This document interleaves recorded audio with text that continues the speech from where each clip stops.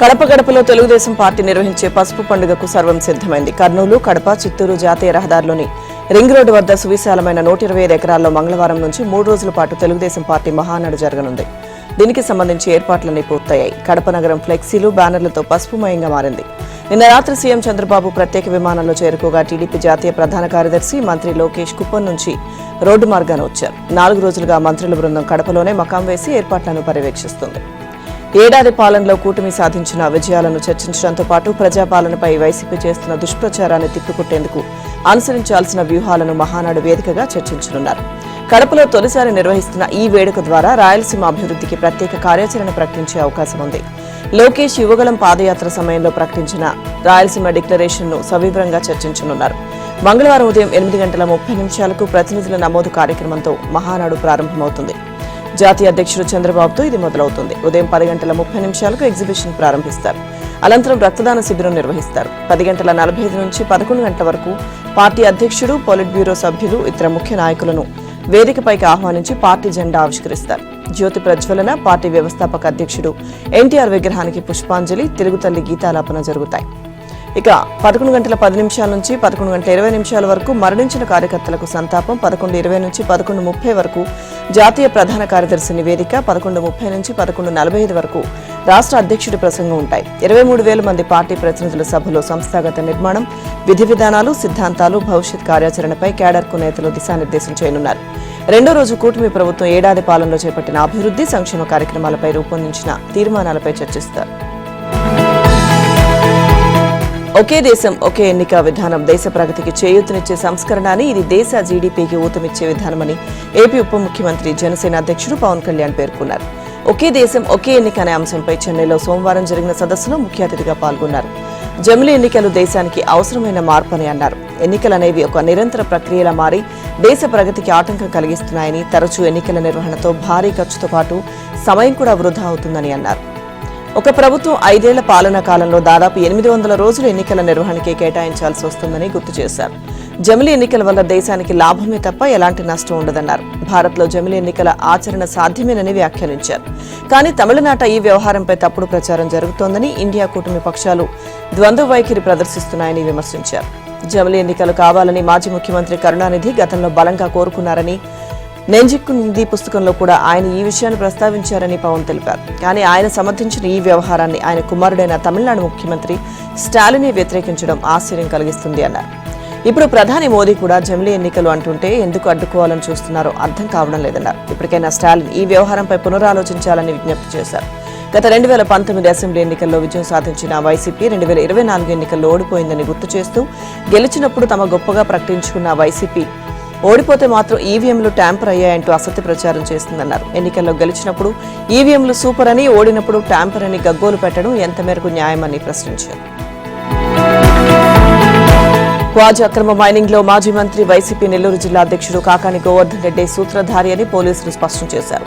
అప్పట్లో మంత్రి పదవిని అడ్డుపెట్టుకుని పొదలకూరు మండలం పరిధిలోని రుస్తుం మైన్స్ లో ఈయన 138 కోట్ల విలువైన క్వాజ్ ఖనిజాన్ని అక్రమంగా తరలించారని వెల్లడించారు. ఇందుకోసం అధికారులను, క్వారీ కింద నివసించే గిరిజనులను బెదిరించి భయభ్రాంతులకు గురిచేశారని కోర్టుకు సమర్పించిన సుదీర్ఘ రిమాండ్ రిపోర్టులో పేర్కొన్నారు. కాకానికి సుదీర్ఘ నేర చరిత్ర ఉందని, 11 క్రిమినల్ కేసులు పెండింగ్ లో ఉన్నాయని తెలిపారు. కర్ణాటకలోని చింతామణిలో ఆదివారం రాత్రి ఆయన్ను అరెస్ట్ చేశారు. నిన్న కోర్టులో హాజరుపరచగా న్యాయస్థానం ఆయనకు 2 వారాలు జ్యుడిషియల్ రిమాండ్ విధించింది. వెంటనే ఆయన్ను మైనింగ్ కేసులో A4గా ఉన్న కాకాని కోసం నెల్లూరు పోలీసులు 2 నెలలుగా విస్తృతంగా గాలించారు. తెలంగాణ, తమిళనాడు, కేరళ, కర్ణాటక రాష్ట్రాల్లో 4 బృందాలు జల్లెడపట్టాయి. చివరకు బెంగళూరు శివార్లోని చింతామణి ప్రాంతంలో ఆయన ఉన్నారని సమాచారం అందడంతో జిల్లా ఎస్పీ కృష్ణకాంత్ అప్రమత్తమయ్యారు. చింతామణికి పొరుగునే ఉన్న అన్నమయ్య జిల్లా ఎస్పీ విద్యాసాగర్తో మాట్లాడారు. అక్కడి నుంచి ఓ పోలీసు బృందాన్ని పంపారు. ఆ బృందం ఆదివారం రాత్రి చింతామణి ప్రాంతంలోని వెంకటపురం గ్రామంలో కాకాణిని అదుపులోకి తీసుకుంది. ఇక అక్కడి నుంచి నేరుగా నెల్లూరు డీటీసీకి తీసుకొచ్చి నెల్లూరు పోలీసులకు అప్పగించింది. అక్కడ ఆయన జిల్లా అదనపు ఎస్పీ సిహెచ్ సౌజన్య, నెల్లూరు రూరల్ డీఎస్పీ ఘట్టమనేని శ్రీనివాసరావు నిన్న విచారించారు. అయితే ఏ ప్రశ్నకు ఆయన జవాబు ఇవ్వలేదు. ఆయన వద్ద ఉన్న 2 సెల్ ఫోన్లను పోలీసులు స్వాధీనం చేసుకున్నారు. నిర్ణయాలను అమలు చేసే అధికారం తనకు ఉందని, అదే చేశాను. తాను సొంతంగా ఏ నిర్ణయాన్ని అమలు చేయలేదు. కమిషన్ తీసుకున్న నిర్ణయాలను అమలు చేశాను. అంతకు మించి తాను చేసిందేమీ లేదు. ఏపీపీఎస్సీ గ్రూప్ 1 కేసులో ఐపీఎస్ అధికారి పిఎస్ఆర్ ఆంజనేయులు కస్టడీలో దర్యాప్తు అధికారులకు చెప్పిన సమాధానాలివి.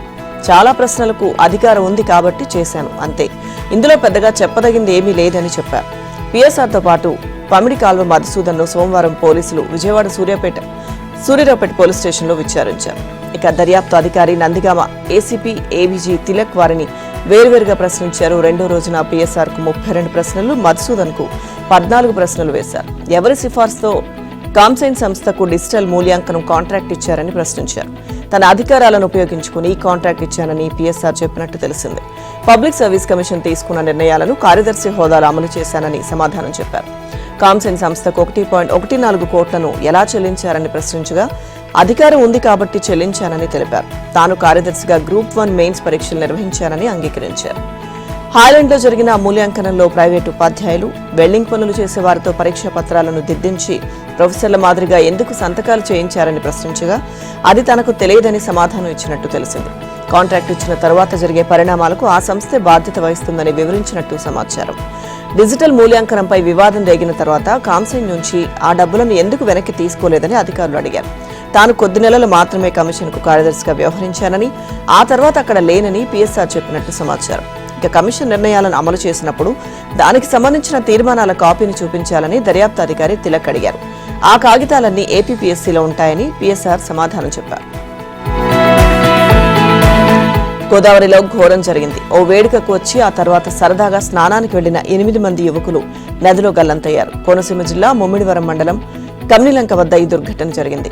గల్లంతైన వారంతా 21 ఏళ్లలోపు వారే కావడంతో బాధిత తల్లిదండ్రులు, బంధువులు కన్నీరు మున్నీరుగా వెలిపిస్తున్నారు. గల్లంతైన వారి ఆచూకీ కోసం కోనసీమ ఎస్పీ కృష్ణారావు ఆధ్వర్యంలో పోలీసులు రంగంలోకి దిగారు. నిన్న అర్ధరాత్రి వరకు ఎస్డీఆర్ఎఫ్ గజ ఈతగాళ్లతో గాలింపు ముమ్మరం చేశారు. కోనసీమ జిల్లా రామచంద్రపురం నియోజకవర్గం కె గంగవరం మండలం సేరిలంకలో సోమవారం కొండేపూడి నాగరాజు ఇంట ఓణి వేడుక జరిగింది. ఈ శుభకార్యానికి కాకినాడ, ఐపోలవరం, సేరిలంకకు చెందిన యువకులు వచ్చారు. వేడుకలు సరదాగా గడిపారు. మధ్యాహ్నం 3 గంటలకు 1/2 కిలోమీటర్ దూరంలో ఉన్న ముమ్మిడివరం మండలం కమినిలంక వద్ద ఉన్న గౌతమి గోదావరి నది వద్దకు 11 మంది యువకులు స్నానానికి వెళ్లారు. మొదట్లో లోతు తక్కువగా ఉండడంతో లోపలికి వెళ్లారు. తీరా లోతు అధికంగా ఉండడంతో ప్రవాహ ఉధృతికి 2 కొట్టుకుపోయారు. వారిని కాపాడేందుకు మరో 3 ప్రయత్నించి వారు కూడా కొట్టుకుపోయారు. ఇక వారిని కాపాడేందుకు మరో 3 ప్రయత్నించి వారు సైతం ప్రవాహ ఉధృతికి కొట్టుకుపోయారు. ఇలా 8 మంది గల్లంతయ్యారు. వారితో పాటే నదిలో దిగిన మరో 3 మాత్రం ఒడ్డుకు చేరారు. గల్లంతైన వారిలో కాకినాడ జగన్నాథపురం ప్రాంతానికి చెందిన సబితా కాంతి మాన్యుయల్, అలాగే సబితా పాల్, తాతిపూడి నితీష్, ఎలిమర్తి సాయి, మండపేటకు చెందిన కులపాక రోహిత్, కె గంగవరం మండలం సేర్లంక ప్రాంతానికి చెందిన ఎలిపే మహేష్, ఐపోలవరం మండలం ఎర్రగరువుకు చెందిన అన్నదమ్ములైన వడ్డే మహేష్, వడ్డే రాజేష్ గల్లంతయ్యారు. క్రాంతి, పాల్ డిగ్రీ చదువుతుండగా వీరిద్దరూ కాకినాడలోని జగన్నాథపురం చర్చ్ పాస్టర్ తనయులుగా గుర్తించారు. ఇక ప్రాణాలు కాపాడుకున్న 3 పోలీసులకు సమాచారం అందించగా పోలీసులు గాలింపు చర్యలు చేపట్టారు. యానాం వరకు గోదావరిలో గాలించారు. మంత్రి సుభాష్ ఆదేశాలతో కలెక్టర్ స్పందించి ఎస్డీఆర్ఎఫ్ బృందాలను పిలిపించారు. జనరేటర్ల సాయంతో అర్ధరాత్రి వరకు గాలింపు చర్యలు కొనసాగించారు. ఏపీ ఇన్ఛార్జ్ డీజీపీగా ఉన్న హరీష్ కుమార్ గుప్తా పూర్తి స్థాయి డీజీపీగా నియమితులయ్యారు. యూనియన్ పబ్లిక్ సర్వీస్ కమిషన్ సిఫార్సు మేరకు ఆయన డీజీపీగా నియమిస్తూ రాష్ట్ర ప్రభుత్వం ఉత్తర్వులు జారీ చేసింది. ఆయన 2 ఏళ్ల పాటు ఈ పదవిలో కొనసాగనున్నారు. 2014 జూలైలో జేవీ రాముడు నియామకం తర్వాత ఏపీలో యూపీఎస్సీ ద్వారా నియమితులైన పూర్తిస్థాయి డీజీపీ హరీష్ కుమార్ గుప్తా కావడం విశేషం. ఇక జమ్మూ కాశ్మీర్కు చెందిన హరీష్ కుమార్ గుప్తా 1992 బ్యాచ్ ఐపీఎస్ అధికారి. ఈ నెల 28న 3వసారి డీజీపీగా బాధ్యతలు చేపట్టనున్న హరీష్ గుప్తా 2027 మే 27 వరకు డీజీపీగా కొనసాగుతారు. ఇక నిష్పక్షపాతంగా పనిచేస్తారనే పేరున్న హరీష్ గుప్తాను గతేడాది మే 6న ఎన్నికల సమయంలో ఎన్నికల కమిషన్ డీజీపీగా నియమించింది. రాష్ట్రంలో ప్రశాంతంగా ఎన్నికలు నిర్వహించడంలో ఆయన కీలక పాత్ర పోషించారు. అయితే ఎన్నికల తర్వాత రాష్ట్రంలో ఏర్పడిన కూటమి ప్రభుత్వం స్థానిక బీసీలకు ప్రాధాన్యమిచ్చే క్రమంలో హరీష్ గుప్తాను తప్పించి ద్వారకా తిరుమలరావుకు గతేడాది జూన్ 19న అవకాశం కల్పించింది. ఏడాది జనవరిలో ఆయన పదవీ విరమణ తర్వాత కూడా ప్రభుత్వం ఫిబ్రవరి 1న గుప్తాకు మరోమారు డీజీపీగా పూర్తిస్థాయి అదనపు బాధ్యతలు అప్పగించింది. రెండోసారి డీజీపీగా బాధ్యతలు స్వీకరించిన గుప్తా మహిళల రక్షణకు మొదటి ప్రాధాన్యమిస్తూ శక్తి పోలీసింగ్ అమలు చేశారు. పోలీసింగ్లకు ఆర్టిఫిషియల్ ఇంటెలిజెన్స్ ను ప్రవేశపెట్టి రాష్ట్ర వ్యాప్తంగా 1,00,000 సీసీ కెమెరాల ఏర్పాటుకు కృషి చేశారు. నేరాల కట్టడితో పాటు రాష్ట్రంలో పోలీసింగ్ తీరుతెన్నులే మార్చేశారు. ఇక ఆయన పనితీరు గమనించిన ముఖ్యమంత్రి చంద్రబాబు ఇటీవల కలెక్టర్ల సమీక్షా సమావేశంలో ఏపీ పోలీస్ పనితీరు అద్భుతమంటూ ప్రశంసించారు. అదే తనకన్నా సీనియర్లను కాదని పోలీస్ బాస్ గా గుప్తాను ఎంపిక చేయడంలో కీలక పాత్ర పోషించినట్లు అధికారుల్లో చర్చ జరుగుతోంది. కోవిడ్ సమయంలో తప్పితే అంతకుముందు ఎప్పుడు థియేటర్లు బంద్ చేయలేదన్నారు ప్రొడ్యూసర్ దిల్ రాజు. జూన్ 1 నుంచి థియేటర్లు బంద్ అనే విషయం ప్రజల్లోకి తప్పుగా వెళ్తుందన్నారు. ఈ వివాదానికి తెరదింపిన ఏపీ మంత్రి కందుల దుర్గేష్ కు కృతజ్ఞతలు తెలిపారు. ఏప్రిల్ 19న థియేటర్ల గొడవ మొదలైందని, ఏప్రిల్ 26న తమ దృష్టికి వచ్చిందన్నారు. ఇక సినీ పరిశ్రమకు 2 ప్రభుత్వాలు ముఖ్యమని, వాటిని కలుపుకుంటూ ముందుకు వెళ్తామన్నారు. పవన్ కళ్యాణ్ తమకు పెద్దన్నాని, తిట్టినా పడతామన్నారు. పవన్ కు కోపం వచ్చేలా మొత్తం ఎపిసోడ్ జరిగిందని దిల్ రాజు వివరించారు. పవన్ నటించిన హరిహర వీరమల్లు సినిమాను నిలిపే దమ్ము ఎవరికీ లేదన్నారు. తాను మౌనంగా ఉండడం వైసీపీ కోటరీకి నచ్చడం లేదన్నారు విజయసాయిరెడ్డి. వైసీపీకి విజయసాయిరెడ్డి ఎక్స్ లో కౌంటర్ ఇచ్చారు. తనపై వైసీపీ సోషల్ మీడియాలో అసత్య పోస్టులు పెడుతున్నారని మండిపడ్డారు విజయసాయిరెడ్డి. తాను ఇరిటేట్ చేయడం వల్ల తప్పనిసరి పరిస్థితుల్లో రియాక్ట్ అవుతున్నానన్నారు. తన రియాక్షన్ వల్ల జగన్ కు నష్టం కలగాలని అనుకుంటున్న వారే తనను రెచ్చగొట్టే పనిలో ఉన్నారన్నారు. కోటరీ అనాలోచిత చర్యల వల్ల జగన్ కు ఎలాంటి ప్రయోజనం ఉండదన్నారు విజయసాయి. సంబంధం లేని స్కామ్ లో తనను బలిపశువు చేయాలని వైసీపీలో కోటరీ నిర్ణయించుకున్నట్లు ఉందన్నారు. తనను 4 ఏళ్లుగా అవమానిస్తున్నందునే వైసీపీ నుంచి బయటకొచ్చానని, కోటరీలో ఉన్నవారే తనకు వెన్నుపోటు పొడిచారని విజయసాయిరెడ్డి ట్వీట్లో పేర్కొన్నారు. కోటరీ మాటలు నమ్మి జగన్ తనను పక్కన పెట్టారని విజయసాయి తెలిపారు. ప్రస్తుతం తాను రాజకీయాల్లో లేనని, AP liquor scam case SIT విచారణలో A1 గురించే చెప్పాను కానీ వేరే ఎవరి గురించి తాను ప్రస్తావించలేదన్నారు విజయసాయిరెడ్డి. తిరుమల మొదటి ఘాట్ రోడ్లో చిరుత హల్చల్ చేసింది. తిరుమల నుంచి తిరుపతికి వెళ్లే ఘాట్ రోడ్లోని చివరి మలుపు వద్ద చిరుత సంచరించింది. చిరుతను చూసి భక్తులు భయాందోళనకు గురయ్యారు. నిన్న కాలినడకన, నేడు ఘాట్ రోడ్లో చిరుత సంచారంతో భద్రతా సిబ్బంది అప్రమత్తమయ్యారు. ఘాట్ రోడ్లో ద్విచక్ర వాహనదారులకు జాగ్రత్తగా వెళ్లాలని సూచిస్తున్నారు. ఫార్ములా ఈ కార్ రేస్ కేసులో మరో కీలక పరిణామం చోటు చేసుకుంది. ఈ కేసులో అవినీతి, అవకతవకలకు సంబంధించి బీఆర్ఎస్ వర్కింగ్ ప్రెసిడెంట్, అప్పటి మున్సిపల్ పరిశ్రమల శాఖ మంత్రి కేటీఆర్ కు ఏసీబీ మరోసారి నోటీసులు జారీ చేసింది. ఈ నెల 28న తమ ఎదుట విచారణకు హాజరు కావాలని నోటీసుల్లో స్పష్టం చేసింది. బీఆర్ఎస్ ప్రభుత్వ హయాంలో ఫార్ములా ఈ కార్ రేసు నిర్వహించిన సంగతి తెలిసిందే. అయితే ఈ రేసు నిర్వహణలో అక్రమాలు జరిగాయని, ప్రభుత్వ ఖజానాకు 54.88 కోట్ల నష్టం జరిగిందని, దీనిపై దర్యాప్తు జరపాలంటూ గత ఏడాది అక్టోబర్ 18వ తేదీన మున్సిపల్ పట్టణాభివృద్ధి శాఖ ముఖ్య కార్యదర్శి ఎం దానకిషోర్ అవినీతి నిరోధక శాఖ ఏసీబీకి ఫిర్యాదు చేశారు. అప్పట్లో కేబినెట్ ఆర్థిక శాఖ ఆమోదం తీసుకోకుండానే ఫార్ములా ఈ ఆపరేషన్స్ లిమిటెడ్ ఎఫ్ఈఓకు హెచ్ఎండిఏ చెల్లింపులు చేసిందని పేర్కొన్నారు. ఈ కేసు నిర్వహణకు హెచ్ఎండిఏకి ఎటువంటి సంబంధం లేదని కూడా తెలిపారు. ఈ నేపథ్యంలోనే కేసు నమోదు చేసిన ఏసీబీ దర్యాప్తు ప్రారంభించింది. ఇందులో భాగంగా ఇప్పటికే ఒకసారి కేటీఆర్ ను ఏసీబీ ప్రత్యేక బృందం సుదీర్ఘంగా విచారించింది. అవసరమైతే మరోసారి విచారణకు హాజరు కావాల్సి ఉంటుందని గత విచారణ ముగింపు సమయంలోనే చెప్పింది. ఇక ఈ కేసుకు సంబంధించి విదేశాల్లో ఉన్న సంస్థ ప్రతినిధుల్ని సైతం ఆన్లైన్లో ఏసీబీ అధికారులు విచారించారు. ముఖ్యమంత్రి రేవంత్ రెడ్డి అభద్రతా భావంతో ప్రతీకార రాజకీయాలకు పాల్పడుతున్నారని మాజీ మంత్రి బీఆర్ఎస్ నేత హరీష్ రావు అన్నారు. కేటీఆర్ కు ఫార్ములా ఈ కేసులో ఏసీబీ నోటీసులు ఇచ్చిన నేపథ్యంలో రేవంత్ రెడ్డిపై ఆయన ధ్వజమెత్తారు. కట్టుకథలు కల్పించి పెట్టిన కేసులు కోర్టుల్లో, ప్రజాక్షేత్రంలో నిలబడవన్నారు. సత్యమే గెలుస్తుందని, తామంతా కేటీఆర్ కు అండగా ఉన్నామని హరీష్ రావు ఎక్స్ లో పేర్కొన్నారు. కాగా కాంగ్రెస్ పాలనలో అన్నదాతలు అడుగడుగునా అవస్థలు పడుతున్నారని, అకాల వర్షాల వల్ల ముఖ్యమంత్రి రేవంత్ రెడ్డి సొంత జిల్లాలోని రైతన్నల కన్నీటి గోస చూడాల్సి వస్తుందని హరీష్ రావు ఆరోపించారు. ధాన్యం కొనుగోలు చేయాలని అడిగిన రైతులపై పోలీసుల దాష్టీకం అన్యాయమని, దీన్ని తీవ్రంగా ఖండిస్తున్నామన్నారు. ఇక రైతులపై పగబట్టిన ప్రభుత్వం పంటల సాగుకు పెట్టుబడి లేకుండా చేసిందని, కష్టాల కోర్చి పండించిన పంటను కొనకుండా ఆలస్యం చేస్తుందని మండిపడ్డారు. కాంగ్రెస్ ఏడాదిన్నర పాలనలో అన్నదాతలకు బేడీలు, పోలీసుల పిడిగుద్దులు తప్ప సాధించిందేమీ లేదన్నారు. ఎద్దు ఏడ్చిన వ్యవసాయం, రైతు ఏడ్చిన రాజ్యం ఈనాడు బాగుపడలేదని, దీన్ని గుర్తుంచుకోవాలంటూ హరీష్ రావు రేవంత్ రెడ్డిని హెచ్చరించారు. కాంగ్రెస్ ప్రభుత్వం తమ వైఫల్యాలను కప్పిపుచ్చుకోవడానికి, ప్రజా సమస్యల నుంచి దృష్టి మళ్లించడానికి బీఆర్ఎస్ కార్యనిర్వాహక అధ్యక్షుడు కేటీఆర్ కు ఏసీబీ నోటీసులు ఇచ్చిందని ఎమ్మెల్సీ కవిత ధ్వజమెత్తారు. ముఖ్యమంత్రి రేవంత్ రెడ్డి రాజకీయ క్రీడలో భాగంగానే ఈ నోటీసులు జారీ చేసినట్లు స్పష్టమవుతోందన్నారు. ఎమ్మెల్సీ కవితతో బీఆర్ఎస్ పార్టీ అధినాయకత్వం జరిపిన రాయబారం విఫలమైందా? వరుసగా 2 సార్లు రాయబార ప్రయత్నాలు చేసినా ఆమె ఏమాత్రం మెత్తబడలేదా? పార్టీలో తన ప్రాధాన్యం, పార్టీ అధికారంలోకి వస్తే తన పరిస్థితిపై ఇప్పుడే స్పష్టత ఇవ్వాలని పట్టుబట్టారా? ఈ ప్రశ్నలకు అవుననే అంటున్నాయి అత్యంత విశ్వసనీయ వర్గాలు. ఇక పార్టీలో తన పరిస్థితిపై ముందే స్పష్టత ఇవ్వాలని, లేకపోతే తన దారి తాను చూసుకుంటారని కాస్త ఘాటుగానే స్పష్టం చేసినట్టు తెలుస్తోంది. వరంగల్లో బీఆర్ఎస్ రజతోత్సవ సభ నేపథ్యంలో కేసీఆర్ కు కవిత లేఖ రాయడం, ఆమె అమెరికాలో ఉన్నప్పుడు అది బహిర్గతం కావడం, దాన్ని తానే రాశానని స్పష్టం చేసిన కవిత కేసీఆర్ చుట్టూ ఉన్న దయ్యాలే దాన్ని లీక్ చేశాయని తీవ్ర ఆరోపణలు చేసిన సంగతి తెలిసిందే. ఇక ఈ అంశంపై ఆదివారం కేటీఆర్ ను పిలిపించుకుని కేసీఆర్ సంప్రదింపులు జరిపారు. కవిత వ్యవహారాన్ని ఒక కొలిక్కి తీసుకురాకుంటే మరింత నష్టం తప్పదన్న భావనకు వచ్చి సోమవారం ఆమె వద్దకు రాయబారం పంపారు. బీఆర్ఎస్ అధినేత మాజీ ముఖ్యమంత్రి కేసీఆర్ ఆదేశాలతో పార్టీ దూతలు కవిత నివాసానికి వచ్చారు. తొలుత కేసీఆర్ కు అత్యంత సన్నిహితుడు బీఆర్ఎస్ ఎంపీ దేవికొండ దామోదరరావు సోమవారం మధ్యాహ్నం కవిత నివాసానికి చేరుకున్నారు. కేసీఆర్ ఆదేశాల మేరకు సంప్రదింపులకు వచ్చానని ఆయన కవితకు స్పష్టం చేసినట్లు జాగృతి వర్గాలు తెలిపాయి. కొంతసేపు చర్చించిన తర్వాత ఆయన వెళ్లిపోయారు. అనంతరం పార్టీ లీగల్ సెల్ బాధ్యతలు చూసే గండ్ర మోహన్ రావు కవిత నివాసానికి చేరుకున్నారు. ఆయన కూడా కొంతసేపు మాట్లాడి వెళ్లిపోయారు. కేసీఆర్ పంపిన ఇద్దరు దూతలు ఒకరి తర్వాత మరొకరు కవితతో మాట్లాడారు. ఇక మధ్యాహ్నం నుంచి సాయంత్రం వరకు దాదాపు 3 గంటల పాటు ఈ సంప్రదింపుల ప్రక్రియ నడిచినట్లు పార్టీ వర్గాల ద్వారా తెలుస్తుంది. దివికొండ దామోదరరావు, గండ్ర మోహన్ రావు ఇద్దరికీ కూడా కేసీఆర్ కుటుంబంతో బంధుత్వం ఉన్నట్లు పార్టీలోని సీనియర్ నేతలు చెబుతున్నారు. అందుకే వారిని సంప్రదింపుల కోసం పంపినట్లు సమాచారం. తెలంగాణ ప్రదేశ్ కాంగ్రెస్ కమిటీ టీపీసీసీ పదవులపై కసరత్తు కొలిక్కొచ్చినట్టు తెలిపింది.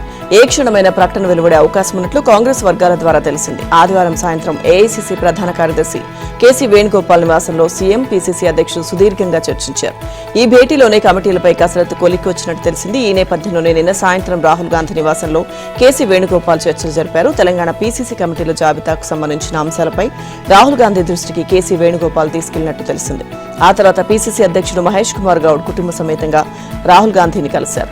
పీసీసీ కమిటీల ప్రకటన, మంత్రివర్గ విస్తరణ, తెలంగాణ రాజకీయ పరిస్థితులు, గ్రామస్థాయిలో పార్టీ బలోపేతం తదితర అంశాలపై రాహుల్ గాంధీకి మహేష్ వివరించినట్టు తెలిసింది. ఇక తొలి నుంచి జంబో పీసీసీ కమిటీని ఏర్పాటు చేస్తున్నట్టు చెప్పగా కేసీ వేణుగోపాల్ కమిటీలో సంఖ్యను తగ్గించాలని సూచించినట్టు సమాచారం. చివరికి రాహుల్ గాంధీ ఆమోదంతో ముఖ్యమంత్రి రేవంత్ రెడ్డి, పీసీసీ అధ్యక్షుడు మహేష్ కుమార్ అభిష్టం మేరకే జంబో పీసీసీకి ఆమోదం లభించినట్లు కాంగ్రెస్ వర్గాల ద్వారా తెలిసింది. రాహుల్ గాంధీని కలిసిన తర్వాత ఢిల్లీలోని సీఎం అధికారిక నివాసంలో రేవంత్ రెడ్డితో మహేష్ కుమార్ భేటీ అయ్యారు. సుమారు 45 నిమిషాల పాటు రాహుల్ గాంధీతో భేటీపై ఇరువురు చర్చించారు. ఎట్టకేలకు పీసీసీ కమిటీలపై కసరత్తు కొలికి వచ్చినట్టు తెలిసింది. ఏ క్షణమైన పీసీసీ కార్యవర్గంపై ఏఐసీసీ వర్గాల నుంచి ప్రకటన వెలువడే అవకాశం ఉంది. కాగా పీసీసీ కమిటీలోనూ సామాజిక సాధికారత పాటించాలని కాంగ్రెస్ భావిస్తోంది. Regional ring road triple R దక్షిణ భాగం 4 జాతీయ రహదారులు, ఒక రాష్ట్ర రహదారి అనుసంధానంతో నిర్మితం కానుంది. ఈ రహదారి 6 జిల్లాల మీదుగా వెళ్లనుంది. ఇక మార్గ మధ్యలో ఉన్న గ్రామాలు, హైటెన్షన్ విద్యుత్ లైన్లు, అటవీ భూములను గుర్తించారు. అందుకు సంబంధించి సమగ్ర వివరాలతో కూడిన నివేదికను అధికారులు ఇటీవల ముఖ్యమంత్రి రేవంత్ రెడ్డికి అందించారు.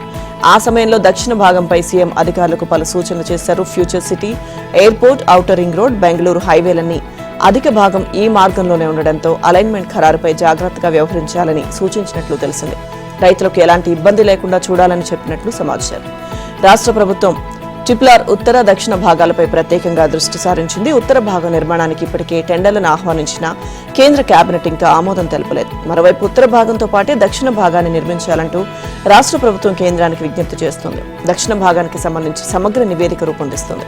ఈ క్రమంలోనే దక్షిణ భాగం ప్రారంభమయ్యే చౌటుప్పల్ నుంచి సంగారెడ్డి వరకు ఉన్న భౌగోళిక పరిస్థితులపై అధికారులు క్షేత్రస్థాయిలో సర్వే నిర్వహించారు. దాని ప్రకారం దక్షిణ భాగం రోడ్ చౌటుప్పల్ దగ్గర మొదలై ఆమన్గల్, చేవెళ్ల, వికారాబాద్ మీదుగా సంగారెడ్డి వరకు మొత్తం 200 కిలోమీటర్లు ఉంటుంది. ఇక ఇది NH65, NH44, NH163, NH765తో పాటు ఒక రాష్ట్ర రహదారి 19తో అనుసంధానం కానుంది. దక్షిణ భాగం అలైన్మెంట్ మధ్యలో 22 చోట్ల హైటెన్షన్ విద్యుత్ లైన్లున్నాయి. ఏ కిలోమీటర్ దగ్గర ఈ లైన్లున్నాయి, వాటిని మార్చేందుకున్న మార్గాలు, ప్రత్యామ్నాయ అవకాశాలన్నింటినీ నివేదికలో పేర్కొన్నారు. తాండూరు సబ్ రిజిస్ట్రార్ కార్యాలయంలో 4 రోజుల వ్యవధిలో 300 రిజిస్ట్రేషన్లు జరిగాయని, అందుకు బాధ్యులైన అధికారులంతా పూర్తి నివేదికతో మంగళవారం సాయంత్రం తన వద్ద హాజరు కావాలని మంత్రి పొంగులేటి శ్రీనివాసరెడ్డి ఆదేశించారని తెలిసింది.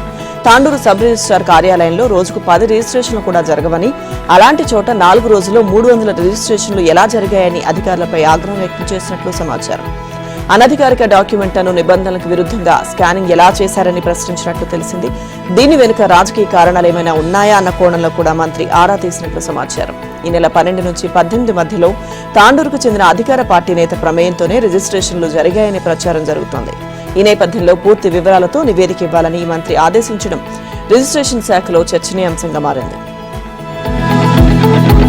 కాళేశ్వరం ప్రాజెక్టులోని మేడిగడ్డ బ్యారేజ్ వైఫల్యంపై జాతీయ ఆనకట్టల భద్రత సంస్థ నివేదికను తిరస్కరిస్తున్నట్లు ఆ బ్యారేజ్ నిర్మాణ సంస్థ L&T PS జాయింట్ వెంచర్ ప్రకటించింది. మేడిగడ్డ బ్యారేజ్పై NESA చేసిన పరిశీలనలు పరస్పర విరుద్ధంగా ఉన్నాయని పేర్కొంది. ఈ మేరకు నీటిపారుదల శాఖకు ఈ నెల 24న సంచలన లేఖ రాసింది. NESA నివేదికలోని ఎగ్జిక్యూటివ్ సమ్మరీలో పాయింట్ 5 ప్రకారం మేడిగడ్డ వైఫల్యానికి కారణాలు తెలుసుకోవాలంటే తగిన పరీక్షలు జరగాలని ఉందని L&T గుర్తు చేసింది. ఇక ఆ పరీక్షలు చేయకుండా డ్రాఫ్ట్ స్వీకెండ్ ఫైల్స్ కటాఫ్ల పరిస్థితి తెలుసుకునే అవకాశం లేకుండా పోయిందని నివేదిక చెప్పిందని తెలిపింది. కానీ గ్రౌటింగ్ కారణంగా పరీక్షలు చేయలేకపోయామని నివేదికలో పలుచోట్ల ప్రస్తావించారని పేర్కొంది. క్వాలిటీ కంట్రోల్, నిర్మాణ వైఫల్యాలు, నిర్మాణ క్రమంలో వినియోగించే సామాగ్రి పరీక్షలు చేయని విషయాన్ని తెలిపిందని గుర్తు చేసింది. ఇక పరీక్షలు చేయకుండానే వైఫల్యానికి కారణాలపై ఏ విధంగా అభిప్రాయానికి వస్తారని ప్రశ్నించింది. నివేదికలోని పేజ్ 283లో క్వాలిటీ మేనేజ్మెంట్ ప్రోగ్రాం పత్రాలను కూడా నిర్మాణ సంస్థ సమర్పించిందని చెబుతూనే క్వాలిటీ కంట్రోల్ ప్రమాణాలు పాటించలేదని మరో చోట పేర్కొన్నారని L&T తప్పుకొట్టింది. 2024 మార్చి 21న తమకు ప్రశ్నావళి ఇవ్వగా అందులోని అన్ని అంశాలకు జవాబిచ్చామని తెలిపింది. 2016 జూలై 14న క్వాలిటీ కంట్రోల్ మాన్యువల్ను నీటిపారుదల శాఖకు సమర్పించామని, సీకెండ్ ఫైల్స్ ను ఏ విధంగా వినియోగించాలనే విషయాన్ని వివరించామని వెల్లడించింది. కాళేశ్వరం ప్రాజెక్టు అవినీతిపై ఏర్పాటైన జస్టిస్ PC ఘోష్ కమిషన్ ఎదుట మాజీ ఆర్థిక మంత్రి BJP MP Etela Rajender June 6న హాజరు కానున్నారు. విచారణ కమిషన్ జారీ చేసిన నోటీసులకు సమాధానం ఇవ్వనున్నారు. ఈ సందర్భంగా అప్పటి పాలన పరిస్థితులను కమిషన్కు ఈటెల తెలియజేయనున్నారని ఆయన సన్నిహిత వర్గాలు వెల్లడించాయి. బీఆర్ఎస్ ప్రభుత్వ హయాంలో ఈటెల రాజేందర్ ఆర్థిక మంత్రిగా పనిచేసిన నేపథ్యంలో ఆయనకు కమిషన్ నోటీసులు జారీ చేసిన విషయం తెలిసిందే. కాగా కాళేశ్వరం ప్రాజెక్టుకు నిధుల సేకరణ కోసం నాటి కేసీఆర్ ప్రభుత్వం ప్రత్యేక కార్పొరేషన్ ఏర్పాటు చేసింది. ఆర్థిక శాఖతో సంబంధం లేకుండానే ఆ కార్పొరేషన్ ద్వారా రుణాలు సేకరించింది. పేరుకు ఈటెల ఆర్థిక మంత్రిగా ఉన్న మొత్తం వ్యవహారం అంతా అప్పటి సీఎం కేసీఆర్ నడిపించారని, ప్రాజెక్టుకు నిధుల కేటాయింపు కూడా ఆయనే చేశారని, ప్రాజెక్టు ఎక్కడ కట్టాలో ఆయనే నిర్ణయించారనే ప్రచారం ఉంది. ప్రాజెక్టు ఎక్కడ కట్టొద్దో ఇంజనీర్లు సూచించినా కేసీఆర్ బేఖాతరు చేశారని, అలాంటిది ఆర్థిక మంత్రిని ఆయన పట్టించుకుంటారా అనే అభిప్రాయాలున్నాయి. పైగా కాళేశ్వరం ప్రాజెక్టు తన మానసపుత్రిక అని, తన మేధస్సునంతా రంగరించి కడుతున్నామని, అది ప్రపంచంలోనే ఒక అద్భుతమని కేసీఆర్ ప్రచారం చేసుకున్నారు. సాధారణంగా బడ్జెట్ రూపకల్పన సందర్భంగా వివిధ ప్రభుత్వ శాఖలకు సంబంధించి జరిగిన ఖర్చులపై ఆర్థిక మంత్రి సమీక్ష నిర్వహించి కొత్త బడ్జెట్లో కేటాయింపులు ప్రతిపాదిస్తారు. కానీ బీఆర్ఎస్ హయాంలో బడ్జెట్ రూపకల్పన ఆర్థిక మంత్రితో సంబంధం లేకుండా జరిగిపోయిందనే ఆరోపణలున్నాయి. సంప్రదాయం ప్రకారం బడ్జెట్పై ఆర్థిక మంత్రి సమాధానం చెప్పాల్సి ఉన్నా అది కూడా జరగలేదు. బడ్జెట్ కూడా కూర్పు కూడా ఆర్థిక మంత్రితో సంబంధం లేకుండానే జరిగిపోయిన సందర్భాలున్నాయి. ఇక అందువల్ల ప్రాజెక్టు అవినీతితో మా నేతకు సంబంధం లేదని ఈటెల సన్నిహిత వర్గాలు స్పష్టం చేశాయి. దేశంలో భారీ పేలులకు సిరాజ్ కుట్రలు పన్నాడని, ఇందుకోసం పలు రాష్ట్రాల్లో అమాయక నిరుద్యోగ ముస్లిం యువకులకు డబ్బులు ఎరవేసి ఉగ్రవాద ఉచ్చులోకి దించాడని NIA, కౌంటర్ ఇంటెలిజెన్స్, పోలీస్ అధికారుల విచారణలో గుర్తించినట్లు తెలిసింది. ఇందుకోసం సిరాజ్, సమీర్లు సిగ్నల్ యాప్ ను ఎంచుకున్నారు. ఇతర యాప్లను వినియోగిస్తే నిఘా సంస్థలు పసిగట్టే అవకాశం ఉందని, అందుకే సిగ్నల్ యాప్ ను ఎంచుకున్నట్లు విచారణలో వారు వెల్లడించినట్లు విశ్వసనీయ సమాచారం. సిరాజ్ ఈ స్లీపర్ సెల్స్ ను మానవ బాంబులుగా మార్చాలనుకున్నాడని, ఇందుకోసం దేశంలో సుమారు 12 మంది యువకులతో కమ్యూనికేషన్ ఏర్పాటు చేసుకున్నట్లు తేలింది. ఈ కోవలోనే 4వ రోజు విచారణ కొనసాగినట్లు సమాచారం.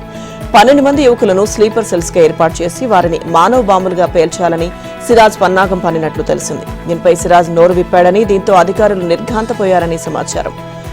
కాహిం గ్రూప్ సభ్యుల కోసం దేశంలోని పలు నగరాల్లో పోలీసులు గాలిస్తున్నారు. నేరస్తులను కలిసి వివరాలు సేకరిస్తున్నట్లు సమాచారం. సిరాజ్, సమీర్లకు ఆర్థిక, ఇతర సహకారం అందించిన వరంగల్కు చెందిన ఫర్షాన్ మొహిద్దీన్, యూపీకి చెందిన బాదర్, ఇమ్రాన్ అక్రమ్ కోసం వెతుకుతున్నారు. ఇక వీరి అడ్రస్లు తప్పుగా చూపిస్తున్నట్లు గుర్తించారు.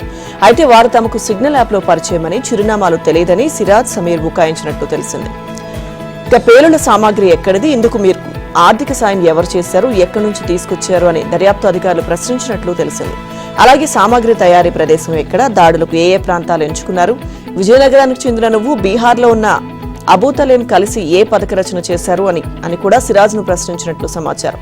ఇక విజయనగరంలోని కేఎల్పురం కన్యకా పరమేశ్వరి ఆలయం వద్ద ఏ షాపుల్లో పేలుడు సామాగ్రి తీసుకున్నారు అనే అంశాలపై ఆరా తీసినట్లు తెలిసింది. అంతేకాకుండా ఫలానా చోట ఈ సామాగ్రి దొరుకుతుందని సిరాజ్ కు ఎవరు చెప్పారనే దానిపైన ఆరా తీస్తున్నారు. భూపాల్పల్లి జిల్లా కాళేశ్వరంలో ఈ నెల 15 నుంచి 12 రోజుల పాటు సాగిన సరస్వతి పుష్కరాలు నిన్న ముగిశాయి. తెలంగాణ రాష్ట్రంలో మొట్టమొదటిసారిగా వచ్చిన ఈ ఉత్సవాలను రాష్ట్ర ప్రభుత్వం ఘనంగా నిర్వహించింది. తెలంగాణతో పాటు ఇతర రాష్ట్రాలకు చెందిన 15.9 లక్షల మంది భక్తులు పుష్కర స్నానాలు ఆచరించారు. చివరి 3 రోజుల్లోనే సుమారు 8 లక్షల మంది భక్తులు పవిత్ర స్నానాలు ఆచరించారు. చివరి రోజైన సోమవారం 2.25 లక్షల మంది భక్తులు వచ్చారు. ఈ వేడుకలకు 6 లక్షల నుంచి 8 లక్షల మంది వస్తారని దేవాదాయ శాఖ అంచనా వేయగా ఎవరు ఊహించని రీతిలో 16 లక్షల మంది వచ్చారు. సరస్వతి పుష్కరాల ఏర్పాట్లలో చిన్న చిన్న తప్పులు జరిగి ఉంటే భక్తులు పెద్ద మనసుతో క్షమించాలని మంత్రి దుద్దిళ్ల శ్రీధర్ బాబు కోరారు. నిన్న సరస్వతి పుష్కరాల ముగింపు కార్యక్రమంలో ఆయన పాల్గొన్నారు. ఇక రాజన్న సిరిసిల్ల జిల్లాలోని వేములవాడ శ్రీ రాజరాజేశ్వర ఆలయం సోమవారం భక్తులతో పోటెత్తింది. సుమారు 80,000 నుంచి 90,000 మంది స్వామివారిని దర్శించుకున్నట్లు సమాచారం. ధర్మదర్శనం, కోడిమొక్కు క్యూ లైన్లో 4 గంటల పాటు భక్తులు నిరీక్షించారు. ఉగ్రవాదం అంతానికి పాక్ ప్రజలు ముందుకు రావాలని ప్రధాని మోదీ పిలుపునిచ్చారు. వారి ప్రభుత్వం, ఆర్మీ తమ స్వార్థం కోసమే టెర్రరిజానికి మద్దతిస్తున్నాయని తెలిపారు. శాంతి మార్గం ఎంచుకోకపోతే వారు భారత సైన్యం ఆగ్రహానికి గురికాక తప్పదని హెచ్చరించారు. పేదరిక నిర్మూలన, ఆర్థిక అభివృద్ధిలో భారత్ ముందంజలో ఉంటే దానిపై విద్వేషం పెంచడం, కీడు చేయడమే పాకిస్తాన్ ఏకైక లక్ష్యంగా పెట్టుకుందని ధ్వజమెత్తారు. పహల్గాంలో అమాయక టూరిస్టులపై ఉగ్రవాదులు దాడి చేస్తే ఇండియా, మోదీ మౌనంగా ఎలా కూర్చుంటారని ప్రశ్నించారు. మన అక్క చెల్లెళ్ల నుదుట బొట్టు చెరిపే సాహసం ఎవరు చేసినా వారిని అంతం చేసి తీరుతామని సభికుల హర్షధ్వానాల నడుమ ప్రకటించారు. 2 రోజుల పర్యటన నిమిత్తం గుజరాత్ వచ్చిన ఆయన తొలి రోజు సోమవారం వడోదరాలో భారీ రోడ్ షో నిర్వహించారు. కల్నల్ సోఫియా ఖురేషీ కుటుంబ సభ్యులు కూడా దీనికి హాజరయ్యారు. అనంతరం దాహోద్ భుజ్లో జరిగిన బహిరంగ సభలో ప్రధాని మాట్లాడారు. టెర్రరిజాన్ని పాక్ టూరిజంగా భావిస్తోందన్నారు. ఇది ప్రపంచానికే ప్రమాదమని చెప్పారు. పాక్ ప్రజలను ఒకటి అడగదలుచుకున్నాను, ఇన్నేళ్లలో మీరు ఏం సాధించారు? ఉగ్రవాదాన్ని ప్రోత్సహించిన వారు మీ జీవితాలను నాశనం చేశారు. ఉగ్రవాదం మీ ప్రభుత్వానికి, సైన్యానికి సంపాదన మార్గం.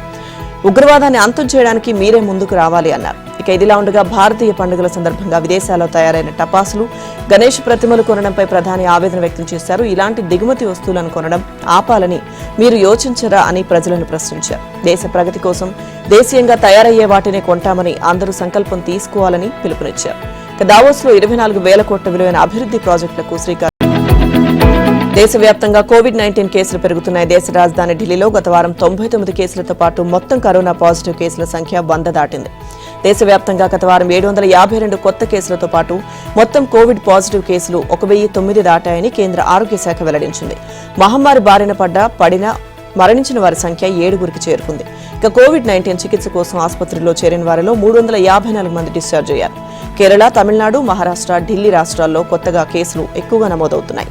కొత్తగా నమోదవుతున్న కేసుల్లో అత్యధికం NB1.8.1 LF7 వేరియంట్ అని కేంద్ర ప్రభుత్వ సంస్థ ఇండియన్ SARS-CoV-2 జెనోమిక్స్ కన్సార్టియం తెలిపింది. ఇక NB181 LF7 వేరియంట్లు అత్యంత ప్రమాదకరం కావని WHO పేర్కొంది. కోవిడ్పై నిరంతరం నిఘా కొనసాగించాలని, ప్రజలకు ఈ అంశంపై నిపుణులు అవగాహన కల్పించాలని రాష్ట్ర వైద్య ఆరోగ్య శాఖ మంత్రి దామోదర్ రాజు నరసింహ అన్నారు.